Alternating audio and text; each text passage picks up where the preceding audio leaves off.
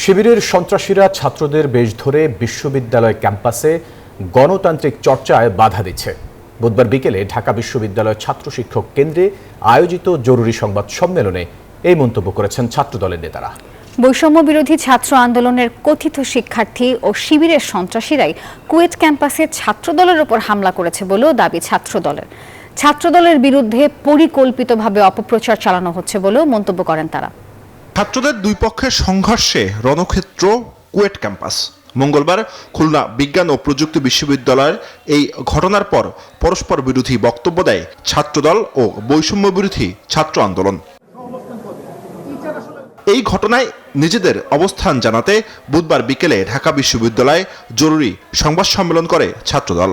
নেতারা বলেন, বৈষম্য বিরোধী ছাত্র আন্দোলনের নেতা কুয়েট শিক্ষার্থী ওমর ফারুকের নেতৃত্বে হামলা হয়।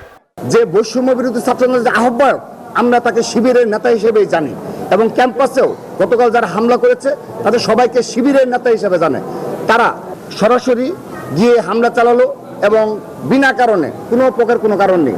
ছাত্রদল নেতারা প্রশ্ন তোলেন, বৈষম্য বিরোধী ছাত্র আন্দোলন ও শিবির যদি কমিটি করে বিশ্ববিদ্যালয়ে ছাত্র রাজনীতি করতে পারে তাহলে ছাত্রদল কেন পারবে না? এই শিবির এবং বৈষম্য বিরোধী ছাত্র আন্দোলনের ব্যানারে যদি ছাত্র রাজনীতি কুয়েটে প্রচলিত থাকতে পারে, তা আমার ছাত্র দলের সমর্থকরা যদি একটি সদস্য ফরম নিয়ে থাকে, এটিকে তারা খুব গুরুতর অপরাধ করেছে। তো তারা যদি এই ক্যাম্পাসগুলোতে ছাত্র রাজনীতি চালু রাখতে পারে, সেখানে ছাত্র দল ছাত্র রাজনীতি কেন করতে পারবে না? বৈষম্য বিরোধী ছাত্র আন্দোলনের নামে যদি বিনা কারণে দেশের কোনো ক্যাম্পাসে ছাত্রদলের কর্মীদের উপর হামলা হয়, তার দায় তাদেরকে নিতে হবে বলে উল্লেখ করেন নেতারা। জুবাইর সানি, নিউজ 24, ঢাকা।